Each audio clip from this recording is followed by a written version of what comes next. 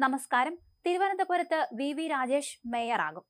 അതേസമയം തലസ്ഥാനത്ത് മുൻ DGP ആർ ശ്രീലേഖ ഡെപ്യൂട്ടി മേയറും ആകാൻ സാധ്യതയില്ല എന്നാണ് പുറത്തുവരുന്ന റിപ്പോർട്ടുകളിൽ പറയുന്നത്. അതേസമയം ശ്രീലേഖയ്ക്ക് നിയമസഭാ സീറ്റ് വാഗ്ദാനം ചെയ്തിട്ടുണ്ട്. തലസ്ഥാനത്ത് മുൻ DGP ആർ ശ്രീലേഖ മേയറാകുമെന്നായിരുന്നു ഇന്ന് രാവിലെ വരെ പുറത്തുവന്ന സൂചനകൾ.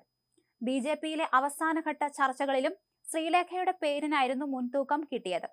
ശ്രീലേഖയുടെ പേര് ഇന്ന് പ്രഖ്യാപിക്കും എന്നായിരുന്നു സൂചനകളും. ദേശീയ തലത്തിൽ പോലും ശ്രദ്ധിക്കപ്പെട്ടതാണ് തിരുവനന്തപുരം കോർപ്പറേഷനിലെ BJPയുടെ ജയം. സംസ്ഥാനത്തെ ആദ്യ വനിതാ IPS ഉദ്യോഗസ്ഥ മേയർ ആകുന്നതോടെ വീണ്ടും ചർച്ചയാവുകയും നിയമസഭാ തെരഞ്ഞെടുപ്പിൽ ഉൾപ്പെടെ പാർട്ടിക്ക് ഗുണം ചെയ്യുമെന്നായിരുന്നു വിലയിരുത്തൽ. അതേസമയം അവസാന നിമിഷം ഒരു വിഭാഗം നേതാക്കൾ എതിരഭിപ്രായം പ്രകടിപ്പിച്ചതോടെ രാജേഷിനാണ് മുൻതൂക്കം കിട്ടിയത്. സിമി ജ്യോതിഷ്, GS മഞ്ജു, ആശാനാഥ് എന്നീ പേരുകളായിരുന്നു ഡെപ്യൂട്ടി മേയർ സ്ഥാനത്തേക്ക് പരിഗണിച്ചിരുന്നത്. എന്തായാലും അതിലും ഇപ്പോൾ തീരുമാനം വരും. അതേസമയം ഇന്ന് സംഘടനാ ജനറൽ സെക്രട്ടറി S സുരേഷും തിരുവനന്തപുരം സിറ്റി ജില്ലാ പ്രസിഡന്റ് കരമന ജയനും ശ്രീലേഖയെ വീട്ടിലെത്തി അടിയന്തരമായി സന്ദർശിച്ചിരുന്നു.